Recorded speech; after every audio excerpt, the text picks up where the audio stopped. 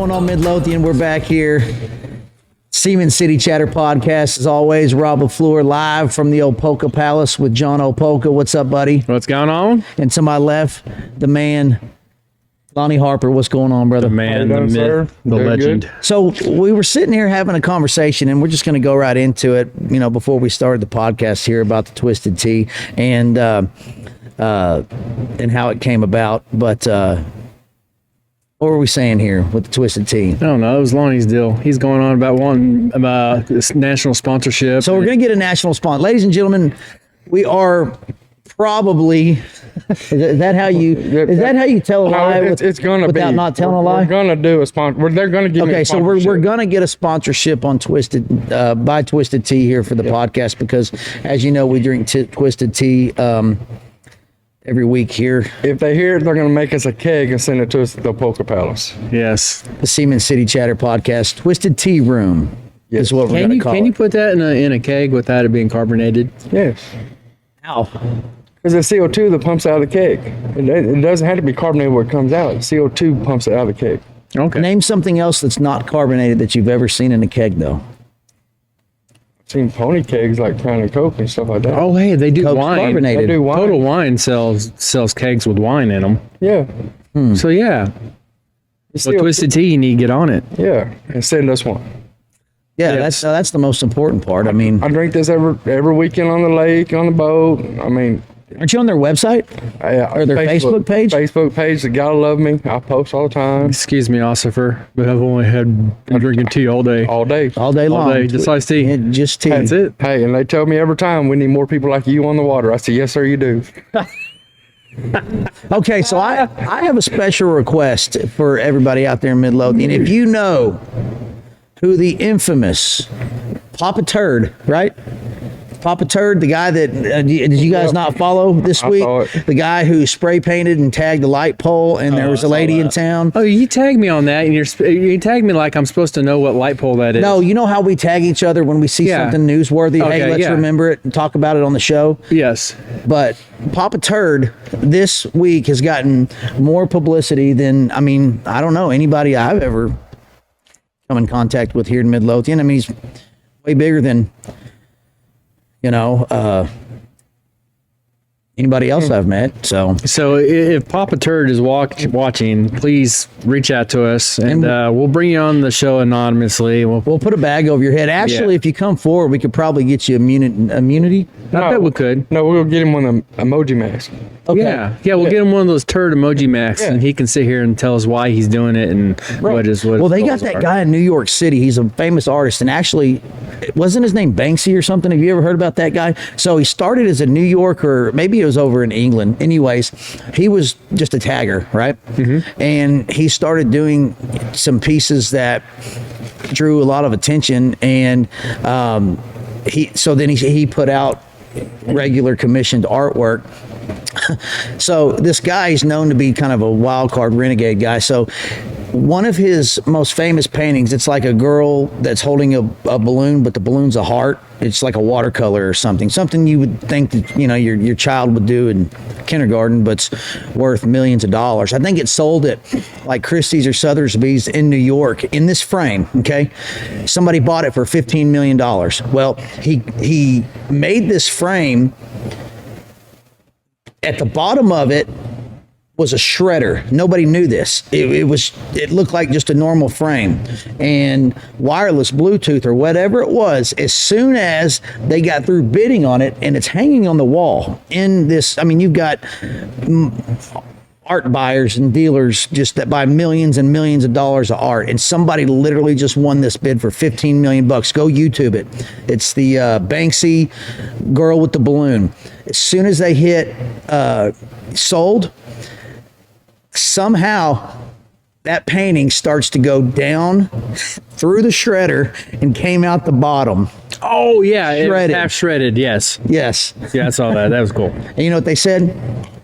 It's now worth $30 million. Wow. Shredded. So, serious. That's a true story. The information comes out of his head. Is just... So anyways, what I'm saying is there is promise for Papa Turd out there. Yeah, possibly. It's not all bad. He's got a promising criminal career, He's that's got for a sure. promising career. Anyways, well, we are here today with, we're just moving right along in our series here to get to know everybody here in the city of Midlothian, the guys on the city council. We've now had, we've had Justin, we've had Hud was here Yep. last week. You guys saw that one. No, we had to have him because I haven't. Well, by produced the it time yet. they see this one, they will. Yep. But and tonight we've got. Are you Mr. Clark Wickliffe? First and foremost, how you doing? Good. How are you? Now I got a question. Are you the youngest city councilman? Obviously, on today's board, you are. Are you the youngest city councilman ever elected to the city council in Midlothian?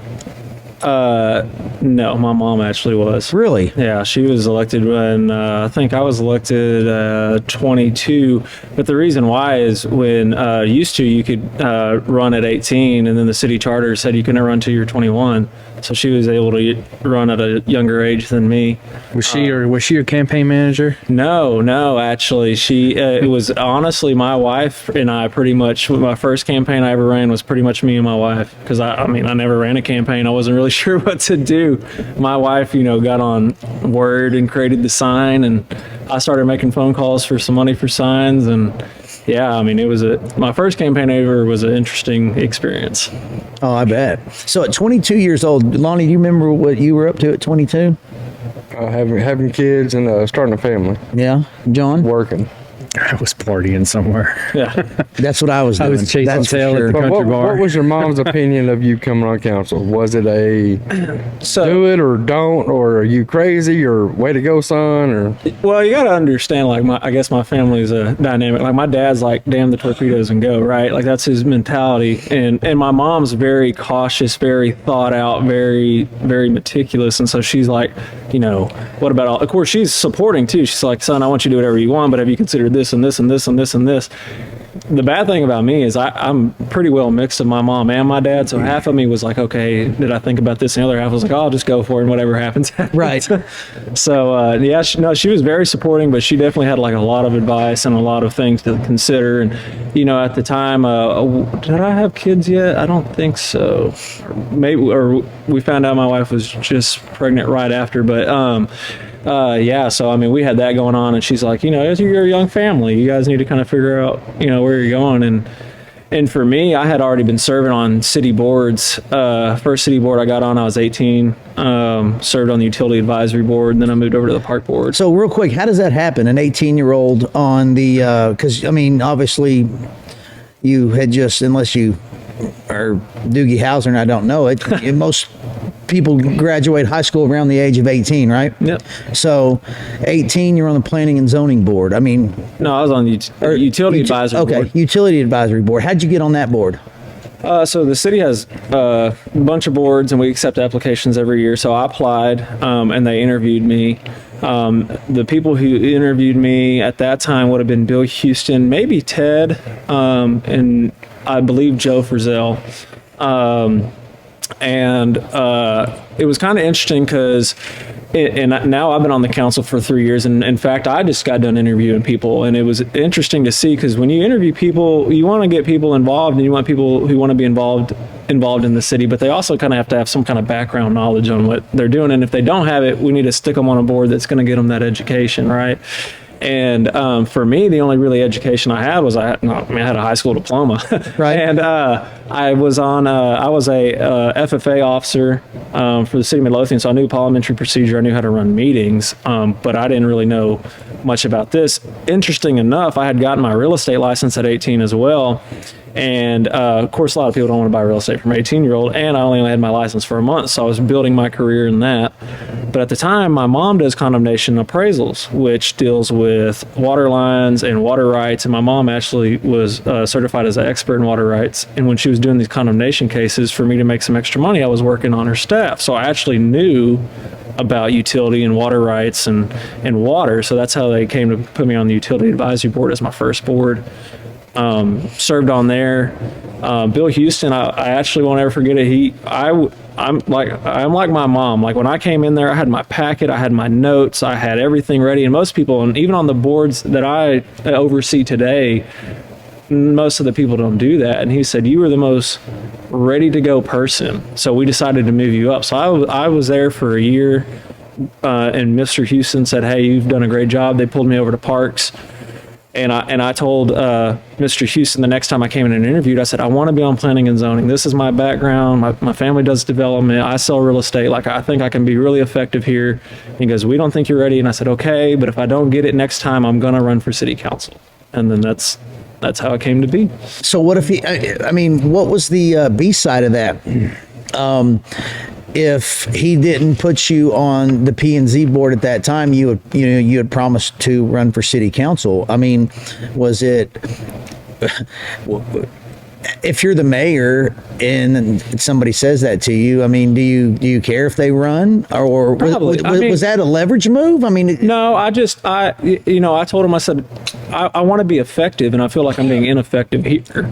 And I was raised in, don't be the guy complaining, go be the guy to do something about it. And so, and I told Mr. Houston, with all due respect, this is not a threat. This is not me trying to, be rude, especially at my age, and I'm not very old now, but I've got to do a lot of cool things at a young age. I've got to meet a lot of really successful people at a young age, and it's something that I've had to learn is, how do you come across as confident but not an arrogant young kid? And right. That's what I was trying to do with Mr. Houston, which was, hey, like, I just wanted shot. I'm not trying to be this disrespectful kid. Just give me the opportunity and let me show you what I can do. But at the same time, I don't feel like I'm being proactive to my ability. And if you don't, see fit to let me be proactive, I'm going to go be proactive on my own means and run for city council. That was pretty much it. And I'll tell everyone the full story. How it was is, I called Joe Frizzell. I've known Joe my whole life, and because you got to remember, these guys were the council when I was growing up, but my mom was the council prior to them, so they all knew my mom, right? And my grandfather was mayor, so my family had been involved. And so I called Mr. Frizzell and said, hey, if you're gonna rerun, I'm not going to, but if you're not going to rerun, I'm going to run. And he said, hey, I've done this for 12 years. I'm done. Yeah. And so then from there forward, it was, this is what I'm going to do. Now, do you think, coming from a family that, your grandfather was the mayor, your mother was mayor pro tem, that gave you just a leg up from... I will tell you, I had more people... I know you get that question a lot, I'm sure. I had more people who were close to me try to talk me out of running because they looked at me, and it's I've got this my whole young part of my adult life. I don't really know. It's kind of weird when you're 26 kind of talking about this, but my whole part was, you're just a kid, you're too young, don't do this. And I kept saying, you're not giving me credit for what I know, let me show you. And in fact, I had people who I know told my parents, hey, we're kind of worried. And then 2 years into me being seated, they said, man, he's killing it. Like, we should have actually stood behind him. I kind of feel bad for trying to talk him out of it. I mean, that's what you want people. Yeah, and that's all. That naysayers. And that's all I wanted was, hey, let me show you. Like, I want to make y'all proud. Like, I had no reason to run. I was, everyone's like, oh, you're in it for something. I was 18. What was I in it for? I had nothing to gain. I mean, really, I really had nothing to gain. So I was like, hey, I just want to tell me what y'all want. And I'll go figure out how to get it done. So, I mean, how did you... High school, I mean, you're at FFA, obviously, you said that. I'm trying to wrap my head around how somebody's got it so together at that age to where, straight out of high school, hey, I'm ready to start serving my community. Well, I credit a lot to... Go ahead. Oh, go ahead. Well, like 18 years old, it was how to find the next beer and who could take me to the beer store and, for me, I credit a lot to the FFA. If you have kids, you should definitely get your kids in. It teaches a lot about responsibility and being prideful in your work and your community. That was by far the best thing my parents ever got me into. The second thing is when my mom was on council, a lot of times I had to go with her. I would sit under the dais or in the back of the room. So it was just something. I was around a family who who was dedicated to public service. And so I just felt I had a love for it when I got to 18. And I told and it's funny because I won't ever forget this. Me and Brett Kemp were talking one time. I was in Leadership Midlothian. I was in a Leadership Midlothian. I think I was 19. Brett Kemp and Cammie Jackson were running it. And me and Brett were riding in his truck one day. And he said, I left Midlothian and I came back. And that seems to be the trend. And a bunch of people that I graduated with said, we're all leaving. And I'm like, guys, why are we leaving? Like, we can turn Midlothian into what we want it to be. If it's not already what you want it to be, what is that you want? This is our hometown. And, right. And that was kind of my philosophy, is why leave? If Midlothian had something that I wanted, okay, let's figure out what that is and how to get it done. Right. No, I totally agree. I mean, I've said it many, many times, especially on the show, coming from DeSoto, we all fled. And I agree. I'm like that. I'm newer to Midlothian. We've only been here 3-4 years now, and got involved in the city and projects, trying to get involved. We own a business downtown, and definitely want to see change and new come to town. And that's where I'm stuck at, is I just see the same old thing getting repeated. Just being the 4 years I've been here. You're not going to get on the chicken joint kick, are you? No, he's probably going to get on the. No, I like the chicken joint. Go ahead and run the chicken joint. my favorite restaurant was Bulldoze a long time ago. DT's was my place. I loved that place so much. Yeah. Me and my brother were just talking about it today. We went to Whataburger, and he was getting into keto, and I got a honey butter chicken biscuit. And he goes, "Man, wish we go to DT's right now." And I was like, "Yeah, but don't worry, they got Waffle Houses. Bricks are going up right now." Yeah. Lonnie, I know your frustration. We sit here and we look at social media for the last 6 months now, and it's everybody. I wish we had this. I wish we had this. I wish we had that. And here we are sitting here. So we had a plan. We had a plan. Well, but now that you come, now that subject has been opened up, I see the post a lot is what's being built here, what's being built there. Oh my God, I wish there's a steakhouse coming in. I wish there's a seafood house coming in. I mean, is there a place that Midlothian residents can go to find out what's being built where? Because I'm getting tired of the same questions over and over and over again, and then all the haters come out. Yeah. And before you know, it's a big debate. So I think one of the best things, I just want to be clear, I can only speak for myself, but I feel like I can say this. We as a council we got basically a communications person. We didn't have one before. I mean, the council members were pretty much the ones trying to answer all the questions on social media. My second year into council, we hired somebody just for communications. That person actually built a website, and you can go to and see all active and pending developments. From commercial to residential. So do you know what this website is? Oh man, I know it's on the city website and it's got its own link, but I cannot tell you how to get. I think if you go to the City of Midlothian website in the search bar and type development, I think it's the first or second tab that pops up. Okay, we will try to forward that link because it's definitely needed out there. There's way too much argument and repetitive. Yeah, there you go. And sometimes I can't talk. Yeah, and sometimes we don't even know, right? Because if something got approved in 1990 and they sat on it, that approval just doesn't go away. There's some stuff that was and so I'll drive by one day and I'm like, man, we didn't approve anything over there, and I'll call one of the city managers like, oh, that was that's Justin was talking about the same thing in regards to, let's say, the bonds. Okay, so specifically the 08 bond. What was it? No, this last bond. The library, the gym, the gym, or the rec center. I'm sorry, rec center, YMCA possibility. Like Justin was saying, that could sit for 10 years. Yeah, we had money. A lot of people don't know this. In the 17 bond, we had money left over from 08.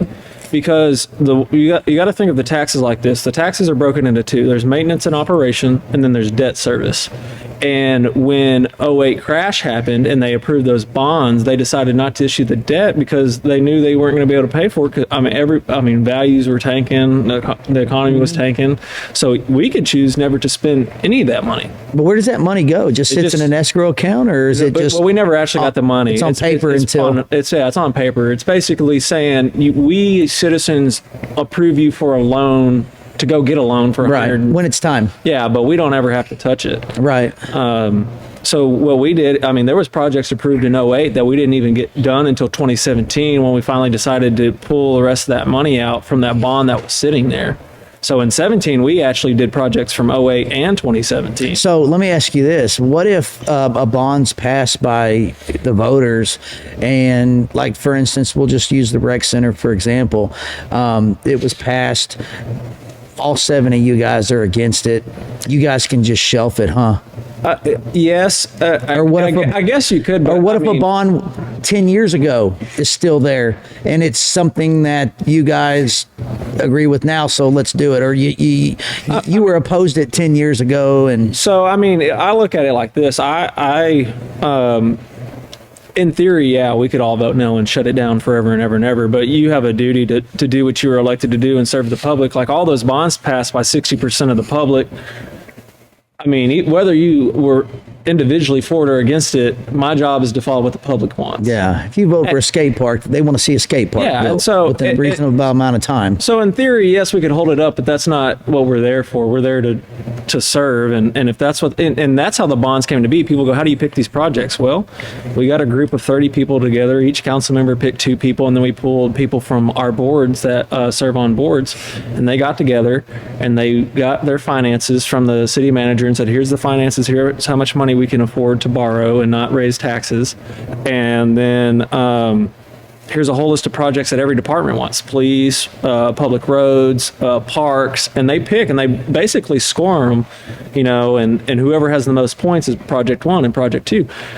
We as the council didn't pick these projects. Now we could have just picked it and never took it to anybody, but we didn't want to do that. And so for me, like I love the city hall. I wanted that to be done. I like the library. I know there's fights on both sides. I like the roads. Can't ever go wrong with roads. Well, I agree with C. I think when we first met, I didn't want City Hall. I've recanted that. I want City Hall downtown. And Heidelbaugh is the one who changed my mind on that. So. Yeah, but I mean, like for me, I didn't have a preference on the rec center. If it passed or didn't pass, I wasn't going to be upset. But the majority of people said they wanted it, so therefore, at some point, it's going to be built. Right. So I mean, I just try to do what the public wants. I mean, that's what we're there to do. I try to put personal everything aside and just say, okay, it's simple. Pull out what passed, how much it passed by, and go from there. Do you find yourself often having to push things through that you completely disagree with, but it's what the city wants to do and it's not necessarily what Clark wants to do? Or for the most part, does everybody kind of have the same vision? I think everyone had, and I explained, I was just talking to somebody about this the other day about, you know, how does 7 council members have the same philosophy on growth? And I said, I've served with these guys long enough. They're all, political stuff aside, they're all great people. Now bring in the political part about how they all try to get to the end goal. I said, we all have the same target. I fully believe that. We just have different ways of getting there. And that's where the argument comes into, is we all want the same thing. We just have different paths we all want to take to get to that target. And so that's how I look at it is, hey, that's not the path I would have took, but that's the path the majority wants. And I do that all the time. Like if someone asks something on Facebook and says what happens, and I was outvoted on something, I don't make a stink about it and say, well, it passed 6-1 and who's here approved it. And I voted to get, I don't say that. I say the council approved this because we're one body. The council has spoken, the majority has spoken. This is what we did. You all you guys, use the term, I'm 1/7, Yeah. of a vote. So Well, for a while we were 1/6, and that was hard. Yeah. Because we didn't have a tiebreaker. so what happens then? Revote? Or? Technically, you can revote, or it can technically a City manager? is denied. No, they don't have any. They can't do it. It could be considered denied. It depends what it is. It depends if it's a budgetary item or a zoning item. But it could go up for a revote, or if it's a tie vote, it's automatic denial. Huh. So it depends what subject we're in. But yeah. Basically a mistrial, I guess, so to speak. Well, what happens is, and I mean, we're not to say partisan, but I guess you make it become partisan because you start negotiating. Okay, what will it take to get you a yes vote or a no vote so we can get moved forward? I mean that happened on the park when the park was held up on a 3-3 vote. we negotiated the final price of that thing for I want to say a month. I think we had 2 or 3 meetings over it until finally we're like, okay, I can live with this. And so it made us all work. You had to work together. Right now, if you think you can get 4 people, not to say you don't have to work together, but if you think you can get 4 people, you can just push on, and you don't have to necessarily try to work so hard to get that split broken up. We've started we're starting to recognize that Yes. a little bit here, but Well, there's a lot of behind the scenes dealings that happen with each project, and I wouldn't say that. Well, I'm talking about things that people don't see. The planning and zoning and getting approvals and the bids and everything. There's a lot of stuff that goes on before we even see the package. yeah. That is true, and I tell people that every developer has a right to meet with city council members individually before their project ever goes up. People call me all the time, and I just point blank tell them, I'm willing to hear you out. I'm willing to hear what you have to say. You're not going to get a response out of me, whether it's a yes or no. You'll find out the night of the meeting. Right. Legally, that's what you kind of have to say that. Yeah, that's where I was coming. That's where I was coming with it. Right. And then every councilman that I've talked to, privately I've met with you and most everybody. A couple I haven't, but all you guys are all the same. You abide by the oath that you swore. And I've told people before, hey, I don't like it, but you know what? I'm one person. If you can sell 4 people, good for you. That's all it comes down to. And that's not even just, I say developer, but I meet with private citizens over things. There was, anytime someone wants to add an addition onto their house or a secondary dwelling, if they want to meet with me, I meet with people in my office all the time. I have people walk into my office all the time, and I give them everything I know to give them, and then I see them whenever they come to us. right. So I've got a question. You used the word partisan in a different aspect, but something I haven't asked any of you guys on the city council, even that have been on the show. How come the elections in Midlothian for city council are nonpartisan? Why in Dallas? In Dallas they are. Now I know Dallas is district. Okay, is that why? I can't remember why they're nonpartisan. I don't know if that's in the charter or if it's a state. I have honestly no idea. I do know that we're an at-large. We don't have districts. There's been talk before of, hey, you should split Midlothian into districts and the mayor should be at-large, which would basically be what Dallas does. The mayor's at-large and everyone else is in districts. We have such a low voter turnout and participation for people to run for council that we can't even do districts if we wanted to. In fact, me and Art Perard were the most northern. Back on the original council I was elected to, Art lived on 1387, I lived on 1387, Mike Rogers lived in downtown, and everyone else lived off of 663 in Lake Grove. We were the 2 most northern side of town members. Mm-hmm. And when the last council, I think Jimmy Lou lived in Creek Bend, TJ lived in Creek Bend, Wayne lived off Mount Zion. It's kind of always funny how they're almost like all clustered. It kind of bounces around. Right. But and to be fair, you have the west side of town that's mostly industrial. So if you did break this up into districts, it would be kind of hard to figure out what to do with such a large industrial. And would population become an issue? I don't know if you saw, we had Rick Ridgway and Lewis Ponder on, and they talked about how redoing district lines, you had to be within a 10% population. Most of our density is definitely on the south end of town. So trying to split, it'd be a little rough. It'd be interesting to see how it was drawn. Just because our density is where our infrastructure is, which would be, what I call the inner loop, Parkway, 287, 67 corridor, and then 663. That's where our most density is. We don't have a lot of density out this way because soon to be here though. Soon to be. Yeah. But up until that, we haven't had a lot of density out here, mostly because we didn't have sewer out here. Then once sewer was brought in. So do you think? Just out of your personal opinion, do you think? Having a council that is voted upon nonpartisan is an issue. Do you think partisanship is partisanship the word I'm looking for? I can't talk today, so I don't know. Does that come into play to do your job? When I first ran for council, not a single person asked me. And maybe people assumed because they knew my family and knew me. Because I mean, Midlothian 3 years ago is not the Midlothian it is today. Right. And Midlothian 3 years from now won't be the Midlothian it is today. Right. And so maybe that was the time. Honestly, I didn't see a city council race really kind of hit partisan until the last year or two. That's the first time I've seen it. Right. And even my mom, I won't ever forget. We were sitting there talking about it one night. And she's like, my granddad was mayor in the 70s. She got elected somewhere in the 90s, and she stayed until early 2000s before she went to the state level. And she goes, I've never seen a city of Midlothian race get partisan before, but it's here now. Do you think that's has to do with just what's going on a national level? I don't know if it's a national. For me, I was like, I'm a problem solver. I want to try to figure out why things come to be, and I don't know if it's what's going on a national level or what's going on with our demographics are changing. Like we're bringing in more people. That Midlothian for the longest time was old Midlothian.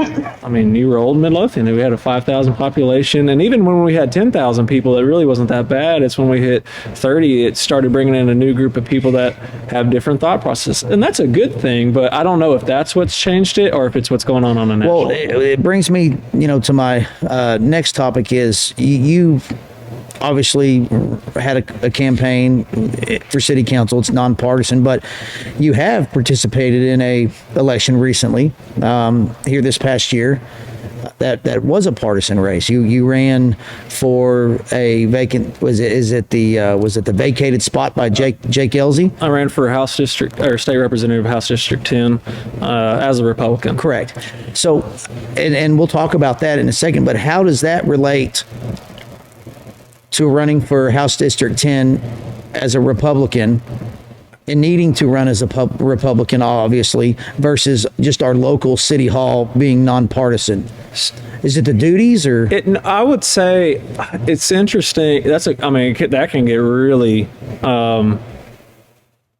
interesting, mostly because I will say every year I've been on council, I really haven't had a partisan issue, Republican, Democrat issue ever come before me. Now, if you want to make an argument about budgets and being conservative in your budget, okay, yeah, maybe we can argue there. But zoning zoning is zoning. Correct. Right. It's kind of hard to have partisan in zoning. The first issue I've ever dealt with while I was on city council that partisan really came into play is when COVID first hit. And it was, do we lock down or not lock down? Correct. And that's the first time. And at first, I don't know if it was partisan, but then it became on a national level very partisan. Yes. And that's the first time I think I've ever even dealt, because honestly, all we deal with and the only thing we have authority on is zoning and budgets. I mean, that's it. So it's kind of, it can become partisan, I guess. Right. I can see that argument on the budget side. It's just really hard to argue that on a zoning side. Right. And agreed. I agree, and I think partisan is more of an issue. My personal opinion in the school boards than it is probably city council, though. Possibly, but I don't know. Yeah, I never ran for school board. I won't ever forget a current school board member came up to me one time right when I was getting ready to announce to run for city council. They said, "No, you should run for school board." And I looked at them and I said, "That's not happening." Yeah, like I didn't want any part of that. I was like, I'm going to the city. You mess with someone's property and their zoning, they're going to be upset. You mess with somebody's kid, they're going to be very upset. Right. I mean, absolutely. So, yeah. I was like, I don't want nothing near that. Mm-hmm. So what about HD10? So how long did you have to campaign? Because I remember it was just a very small period of time. Probably 2 or 3 weeks. That's really not that long. The hardest part was, I ran a council race. You can run a council race for probably $5,000 or less. I mean, our PR did it with a stack of cards. But that also goes to say Midlothian 3 years ago isn't the Midlothian is today, and it's not going to be in 3 years either. So I don't know if you can do that ever again. But he won it with a stack of cards. For me, it was in my head, and I didn't have any background in HD10. As far as running for HD10, so in my head, I'm like, okay, so it's a 2-week campaign. Probably need it's countywide, so I'm probably going to need, $50,000, $60,000. And then I start meeting with campaign people and I start hiring consultants, and they're like, oh no, you're going to need like $100,000 to $200,000. And I'm like, how do I raise that in a week? Right. So those are very expensive campaigns. I learned that very quickly. So when you ran for HD10, then you had to vacate your seat in the city council, right? I did. But not until the election was over, correct? That is correct. So my seat became vacant and able to, we called an election where somebody could run for my seat, but I still was allowed to vote and stay in my seat until after the HD10 race was over. Okay. At which point, if I won, I would have resigned, obviously. And since I lost, I had to rerun for my seat. And the day of the day after the HD10 election results came out was the last day to file. So as soon as I saw that I lost, I went right in and filed. So they didn't even open a poll for that? Oh, they did. It was open for 3 weeks. For write-ins or what? Well, for anybody who wanted to apply to be on city council, but no. But once the application process was over and it was your name only on the ballot, they don't have to do. There's no open poll. No, I can just go because no one ran against you. You can just go right back in. Right. And that actually happened to me. That's how I was first elected. So when I was first elected, the first time I ran, me and Walter filed at the same exact time. His wife was in the room with me, and of course I didn't know who Walter was at the time, and got to meet him. We agreed on a lot of the same things. He said, hey, I'm going to move and run against Ted. That's okay. And then I can't remember the guy's name. I know he lives somewhere off of Overlook. I met him before. He files against me.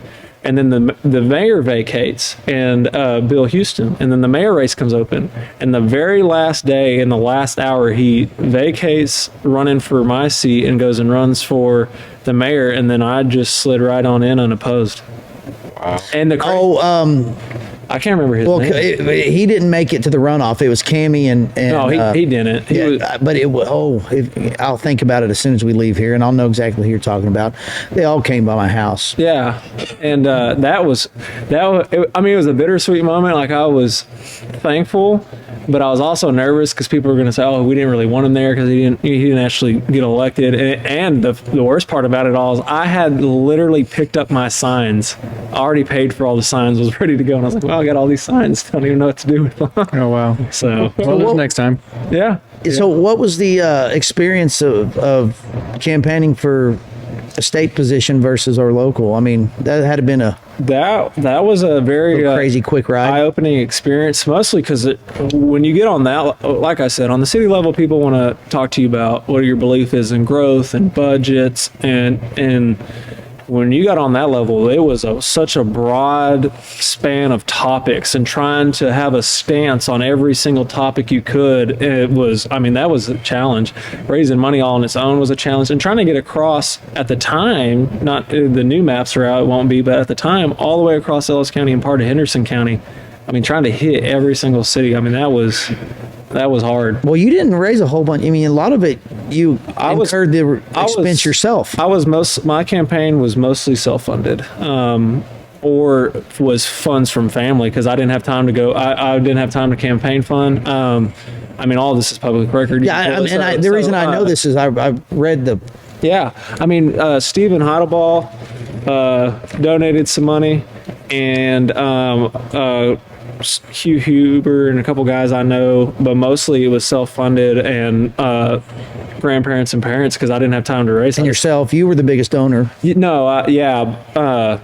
was just other than me. Those were the donors, but yeah, it was pretty much a self-funded race, and I didn't raise. Like I said, I think we raised probably $50,000 or $60,000, or didn't raise but spent, and I was nowhere close to the top spender. Those guys spent some money. 100, 200, 300. Yeah, a couple hundred out of John Ray, about 85 out of Brian, who won it. Yeah. So it's crazy. And he had to do a runoff. Yeah. Yeah. So. Yeah. So what else is new? What's going on in your personal world outside of the city council? Well, once you're on city council, it kind of becomes your personal world. I was telling somebody, I'm probably at the city hall once a day, if not, then at least 3 or 4 times a week. But yeah, I got 2 kids. My wife's a nurse in Parkland, so just trying to raise a young family and keep business going. And like I said, I don't, if it's funny, my wife says if someone ever wanted to track me down, it wouldn't be very hard because I only go to 3 places: in my house, my office, and City Hall. And Kim and Jenny's. So yeah, I pretty much, my rotation, everyone laughs. I go to Kim and Jenny's and Al's and Branded Burgers and Jalapeno Lemon Pepper. I just bounce between those because I don't like to get in the truck and leave. So I just. So Al's, is that the new place on 663? Well, I call it Al's, but it's actually Villa Italiana. Al is the owner. Oh, okay. Because he actually used to be right beside Caroline's, and my mom knows him, and he knows my family, and so his name is Al, and so I always call it Al's, but it's Villa Italiana. So there's a new breakfast spot out there on 663 now, back where Philadelphia Cheesecake Factory used to be. It's called L's. L's, okay. Yeah. Yep. Have you been there yet? She has. She says it's great. Is it good? She said the food's great. She said they keep that service and food up. It's Definitely got to try it out. Yeah. For sure. Is it just a breakfast and lunch spot? All three. Breakfast, brunch, lunch, and I don't think they do dinner. I don't think they've actually done their grand opening yet. I did see on Facebook that was like, be patient with them. They're kind of just They're hiring now, and then they went last week and said the food was great. Are they a local? We approved the locally daiquiri owned. They own did you? jalapeno pepper too. Hey, Rob, we need to reach out to them and have them on the show. Yeah, that'd be nice. They That'd own be jalapeno nice. pepper. So Yeah. So Oh, They're so the same owners. same that'd be owner. cool. So they own Awesome. 2 in town. What were you saying? Oh, you said what's new? I said, oh yeah, I forgot we just approved a daiquiri place. Well, it's not technically daiquiri because you got to have 51% food, but I mean they're a restaurant that has frozen daiquiris, and they're going in. And serve chicken wings. I don't know what they serve. They go in on There you go, Midlothian, another chicken joint. 287 by wherever that bakery was, Tooley's maybe or Dooley's. They're going into that site. So you guys, from an approval standpoint of the city council, ideas go through staff. It gets presented. You like everything about it. It fits the master plan. Do you guys take into consideration this 51% thing when it comes to these breweries that people are trying to put in town? You realize that there's no brewery if they're not. Yeah, that's all. That's all. What is it? TAB. So do you realize you could actually approve something that could not go through? No, we're Dry County. Well, I mean that's not TABC. That's the TABC is the law. The sticker is the sticker you slap on your window. The law is from Midlothian saying we can't have a 51% alcohol. I think that's the county though. I think that was a county vote, or maybe that was a city vote. I think that vote happened. It's in not like county. 2010. It's not county because you have Oasis. Oasis, yeah. Yeah. Okay. So it's a city. It's a law inside the city limits. Nothing can be 51% inside the city limits. You know what? I remember that because I remember when we had the wine place out on 287. They sold wine, and what was that place called? It was a long time ago. It was the early 2000s. I think that went to a vote, and that's how that came to be. Somewhere in the early 2000s, that was actually put on the ballot. I'll have to check on that. So what do you guys do if you guys vote on a concept because you like the concept, and then when it comes down to it, that concept can't come into fruition because they can't have a 51%? I think when it comes, so we are allowed to give variances, but I think on that particular rule, it has to go back to a citywide vote. I don't think we can change that. I think that's got to be a citywide vote. Yeah. And that's good. I mean, because it keeps everybody up. Do you for instance, when Justin, and I know you're friends with Justin personally as well as a colleague on the board, but or on the council, he goes to places like Burleson, other cities that are attractive and things that work and whatnot. I mean, do you go out there and do that research as well? Lobo, when he was on the show, he was like, what I would do if I was a city councilman, I'd go to the coolest town, that it's working and find out what they did, So for me, outside of city, I love buildings. Like I love architecture. I didn't get into architecture, but I love historic buildings and houses. Oh, yeah. And so when me and my wife go anywhere, I don't care where, even on vacation, we go to the downtown, or we try to stay in a historic hotel if they have one, or I like to stay in the old stuff. I mean, even on our honeymoon, we went to Maui, and we spent one whole day in the original downtown reading on the history.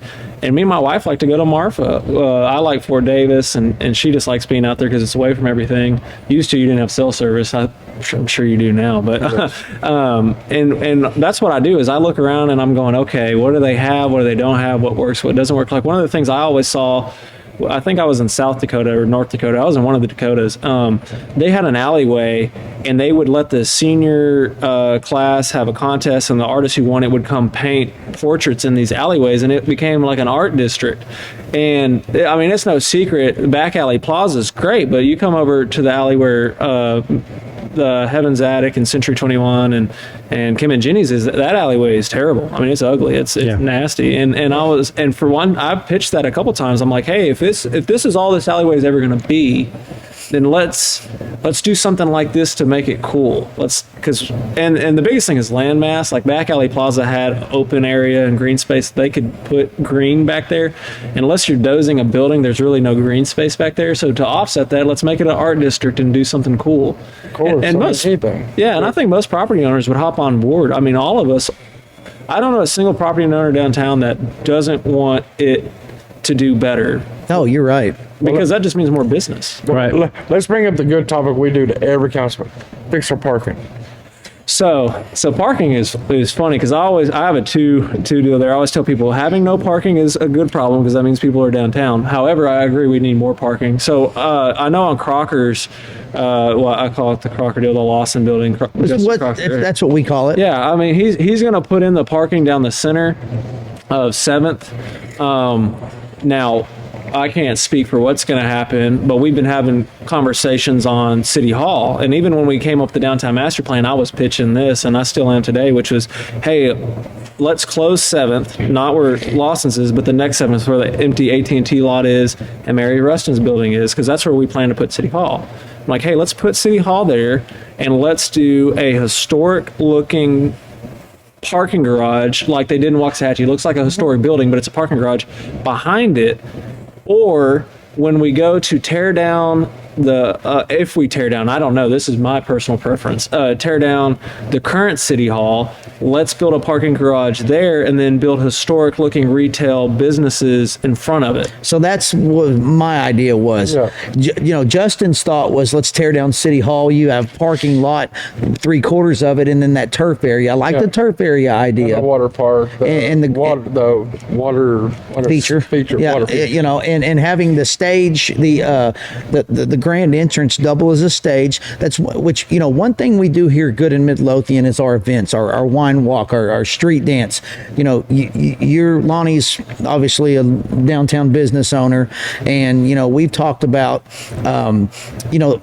those occasions and those functions that we have, the being able to buy a margarita and walk, and whatnot. It's always a huge success. Burleson does that just within our town, and I think that would be good in within our city. Did y'all go to Heritage Yes, Day? we That do was them all. amazing. Yeah, we need more days like that. More shut down the city. Let's have some fun. But the problem is, if we have the days, I mean, even the concert we had downtown with who's the Freak.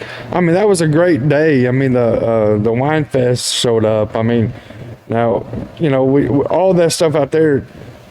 We just need people to be able to park to come there to do it. Oh, definitely. But I mean, like the Wine Fest, we need to keep in mind the people that run those programs and run the programs and run everything like that. They need to keep the local business involved. Because if you weren't aware, our booth was shut down because we weren't invited to set a booth up because we were on the street for the wine. Wow. This was wine. Yeah. We weren't invited to set a booth up So, Because you didn't pay Because- the fee to the chamber. but we didn't know that Yeah. we needed to because they never come We to do buy now. us. Yeah. We know now. Yeah. And So- I think that's the hard thing too is, so you have the downtown business that hosts events, you have the city hall that hosts events, and you have the chamber that hosts events. And so, I mean, keeping track of all this, which I know we are trying to do better with through our communications person that we hired to put more of that out there.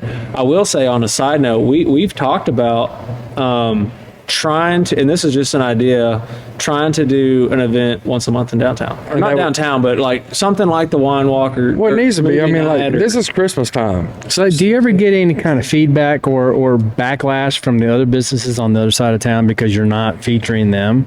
no, because most of them are chains. Okay. Yeah, most. I mean, and there. I don't know a lot of small businesses on that side of town. Well, I say that I'm thinking Kroger, so I'm thinking Supercuts Well, and the yeah, big national chains. But you're right, change. There's chains. Yeah. I mean, but like, this is Christmas. We ought to be throwing a Christmas parade downtown. We ought to be setting up Santa just- Claus at the end of the street. Yeah, we just had the parade. I mean, what I'm talking about, like, set Santa up. Where what? Yeah. Hang on, I wasn't here, so I was strapped with puppies inside. So, as far as the Christmas parade, where was that at? It goes from the police station, turns where the Star is on F and where City Hall is, basically where the pawn shop is. It turns. Okay, so they actually there. brought it back to downtown. Yeah, and it goes Okay. past Kimmel Park down to Walmart, and then they use the service road to go back to the police station to take everything down. 'Cause I remember when we used to have the homecoming parades, and for some reason they decided it was going to be a great idea to run it down 14th Street. Well, so when I was in school, we used to do it down 14th Street. But prior to that, when my brother was in school, they used to come down 287 Main, or what we call Main, 287 Business, and turn onto 8th Street. Yes. And the reason we don't do that anymore is the city can only shut down the city roads. That's a TxDOT road, and getting TxDOT to shut down a road is a nightmare. You know, it'd be nice to, like you said, to have something once a month. And I don't know if I mean, I know there's a downtown business owners association, and maybe that's something to. Well, we have two wine walks, right? And then we have a 4th of July parade, and we have a Christmas parade. So, I mean, you have some events there. Right, but the parades aren't necessarily, great. yeah. The parades aren't great for downtown because they shut down my streets, and as a business owner downtown, it killed our business. Because when you shut all my streets down, I have nowhere for my people to come park. You have no access to my. I mean, it hurt. Wow, The parades aren't good. I didn't know that because I went, now not this year, I ate at Belushi's before I went, but the year prior I had went to, I think it was Jalapenos, and then right before the parade it was packed. Yeah, and so but- I just figured people well, got yeah. there early, parked, and Yeah, I didn't know but that. they're 2 streets over. Yeah, you're talking, because all I'm of 8th is shut downtown. down. Well, you Yeah, know where all of it. Brandenburg is. Oh, yeah. Of course, I it's do. around the corner. Yeah, I'm So- downtown, so you're 2 streets over. So we've sitting got there. we've got the toy run coming up on this Sunday. Yeah. So you think that'll affect you? No, because we get a lot of business that morning. Yeah. Then they're From the out. toy run, and then they roll out, and then the streets open right back up. Now, if I was a business owner for that toy run, just a little hint, I'd be making breakfast burritos. He's done it. Oh, we do it. Oh, okay. I didn't know that. Kim and Jenny's, when they were open on Saturdays, used to do really well, but they don't open on weekends anymore. No, but I'm just saying from a standpoint, like Burleson, within the confines of your downtown area, you can have a Go Cup and whatnot. And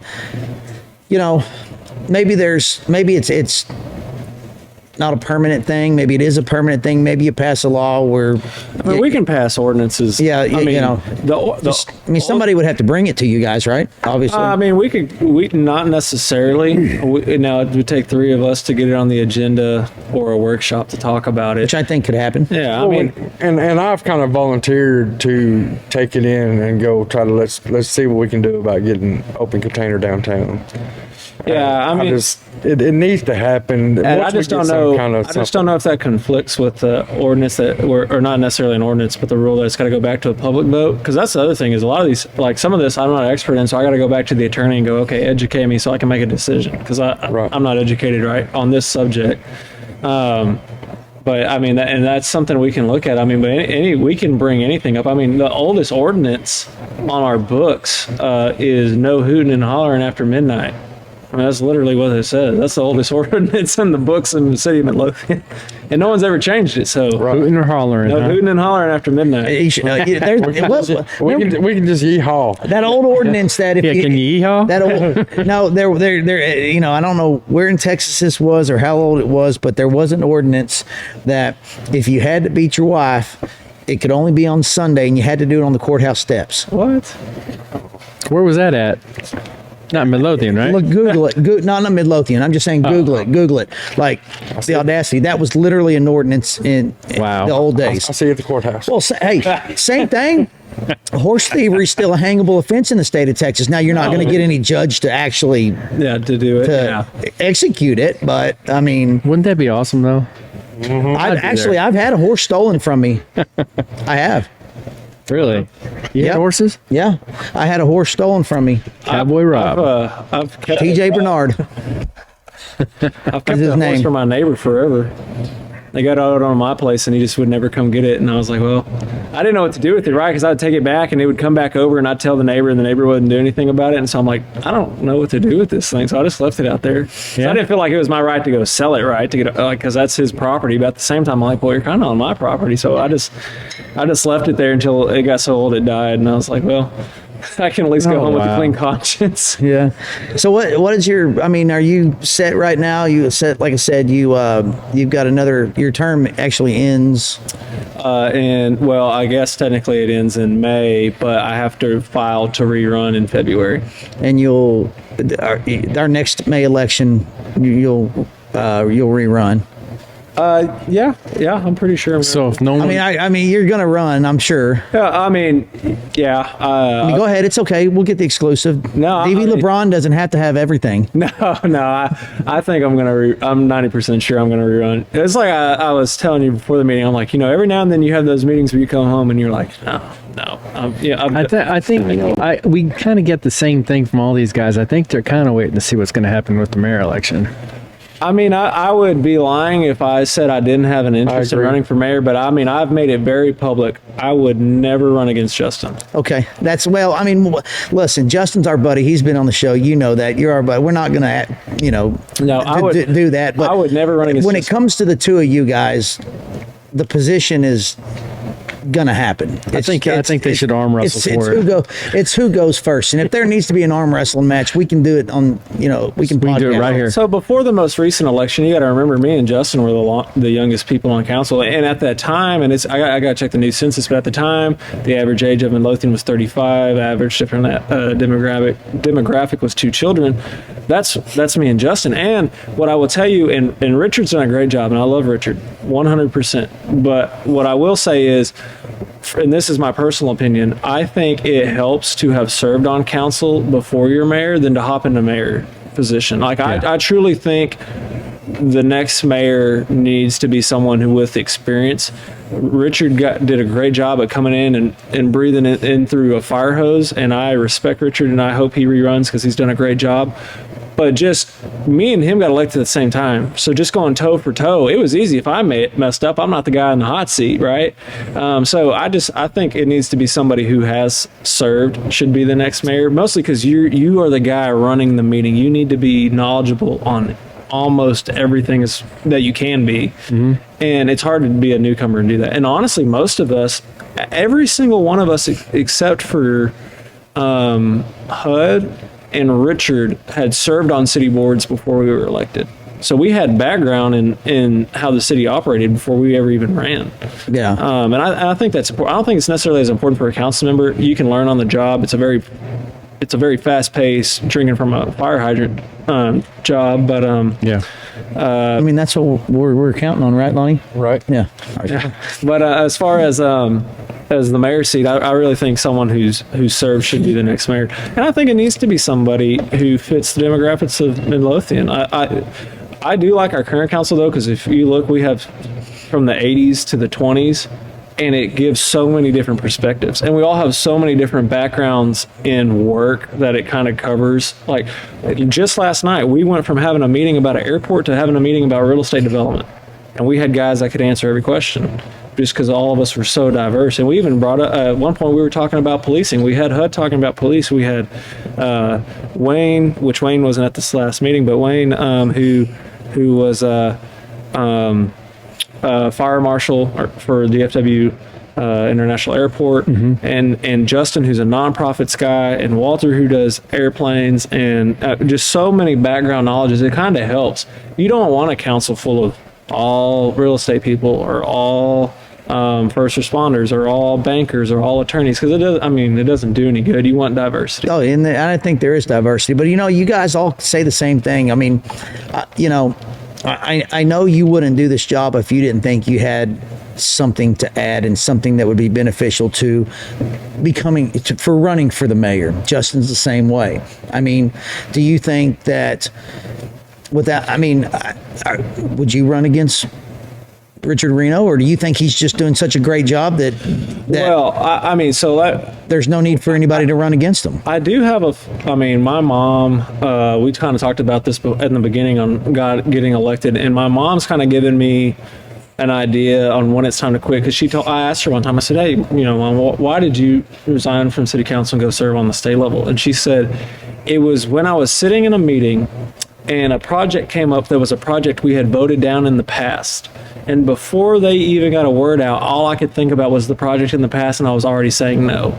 At that point, I realized I wasn't effective anymore, because the community needed to change with time, and therefore I chose to resign because of that. And that's my thing is, and whether I make it to mayor or not, if I have to run another term and serve for 3 years and I start doing that, I'm out, because I'm not doing any good for the community at that point. Yeah. No, and I agree. You got to have change, and people in our voted council and mayor got to be ready for change. I mean, change is growth. If you're stuck in the same way and change, then the city will be the same. Oh, definitely. And the whole old Midlothian, new Midlothian, and even when we talk about growth and people go, oh, we're going to be the next person. No, we're going to be whatever Midlothian is going to become. Right. I don't know a single council member that sits up there and goes, okay, what did Frisco do so we can copy it? I mean, we sit there and go, hey, what do the residents want? I mean, we're going to grow into whatever Midlothian wants us to grow into. Well, agreed. And that's what it should be. Yeah, I mean, that's going to happen. You can't stop it, but it'll be interesting to see. I mean, I appreciate you coming on, Clark. You're a young guy, and it's good to see somebody so youthful out there kicking ass and taking names the way you are. I agree. So, guys, we're gonna. Are we Yeah. Thank you for coming on to the Rob Show. We appreciate it, and as always, you're welcome back anytime. We appreciate your input, and we appreciate your service to the community. And with that, I think we're done, guys. I think we're done. Everybody have a good week. We'll see you next week. We've got Leonard Skinner coming on. Peace. Peace.